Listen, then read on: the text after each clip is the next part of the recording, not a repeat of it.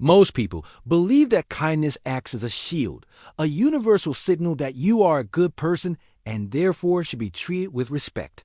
But in the predatory world of dark psychology, your kindness isn't a shield, it's a beacon. This is the story of Sarah, a woman whose empathy dial was turned up so high she couldn't see the sharks swimming in her own social circle. In psychology, this is known as the agreeableness trap. While high agreeableness is a wonderful trait for building community, it is also the primary trait that dark triad personalities, those with narcissism, Machiavellianism, and psychopathy, look for in a victim. Sarah wasn't being targeted because she was weak. She was being targeted because her kindness made her predictable. The first psychological weapon used against Sarah was love bombing, disguised as mutual kindness.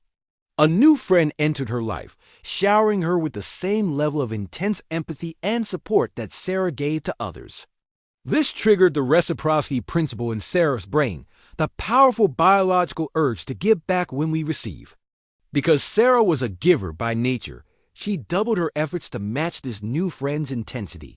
But in dark psychology, this is a setup. The manipulator wasn't being kind. They were building a cognitive debt.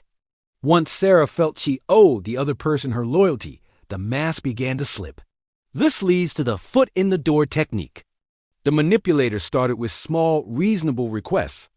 A favor here, a secret there.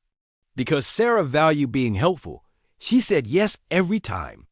However, each yes she gave was a psychological anchor. By the time the request became unreasonable, asking her to compromise her values or sacrifice her own peace, Sarah felt she couldn't say no without destroying her identity as a kind person. This is identity consistency at its most dangerous. Her own brain was forcing her to stay in a toxic situation because her ego was terrified of being seen as unkind. The turning point for Sarah came when she understood the concept of selective empathy. She realized that the people taking from her weren't suffering, as they claimed. They were using weaponized vulnerability to bypass her boundaries.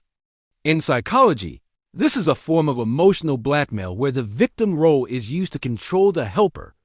Sarah had to learn the hardest lesson in the kindness niche. Kindness without discernment is just self-destruction. She had to move from passive kindness to strategic kindness. Strategic kindness is the psychological practice of setting moral speed bumps. It means giving help only when it is matched by respect. Sarah began using the broken record technique to enforce her boundaries, repeating her refusal calmly and firmly without providing a reason that a manipulator could argue with. She realized that a no to a taker is actually a yes to her own mental health. The psychological shift was profound. By withholding her kindness from those who didn't value it, the value of her kindness actually increased for those who did. She stopped being a target and started being a source. The nice guy paradox teaches us that the world doesn't respect people who give everything. It respects people who know exactly how much they are worth. True kindness is not a bottomless well. It is a protected spring. If you don't guard the gates to your heart, the very people you try to save will be the ones who drown you. Be kind, but be dangerous to those who would exploit it. Because a lamb's kindness is expected, but a lion's kindness is a choice.